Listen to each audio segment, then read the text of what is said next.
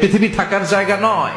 কিয়ামতের সময় আল্লাহ তাআলা মালাকুল মাউতকে বলবেন, সবার রূহ কবজ করে ফেলো, সবার, কেউ থাকবে না, সবার রূহ কবজ হয়ে যাবে। আল্লাহ মালাকুল মাউতকে বলবেন, মালাকুল মাউত কি অবস্থা? বলবে সব শেষ। মাইয়াবকা, কে বাকি? মালাকুল মাউত বলবে জিনেরা বাকি, যাদেরকে দেখা যায় না। আল্লাহ বলবেন জিনদেরকেও শেষ করে ফেলো, রূহ কবজ করো। মালাকুল মাউত জিনদের রূহ কবজ করবে।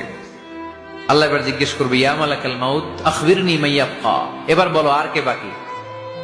মালাকুল মাউত বলবে, আল্লাহ মানুষগুলো সব শেষ, জিনগুলাও শেষ, এবার বাকি ইবলিস শয়তান।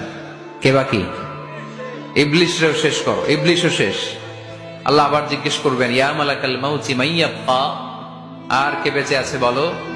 মালাকুল মাউত বলবে, আল্লাহ আপনার কথা অনুযায়ী পৃথিবীর সব মানুষের রূহ কবজ করলাম, সব জিনদের রূহ কবজ করলাম, ইবলিসের রূহ কবজ করলাম, এখন আছে শুধু ফেরেশতারা। আছে কারা? যাও ফেরেশতাদের রূহ কবজ করো, ফেরেশতাদের রূহ কবজ হয়ে যাবে। এবার আল্লাহ জিজ্ঞেস করবেন, ইয়া মালাকাল মাউত আখবিরনি মাইয়াবকা।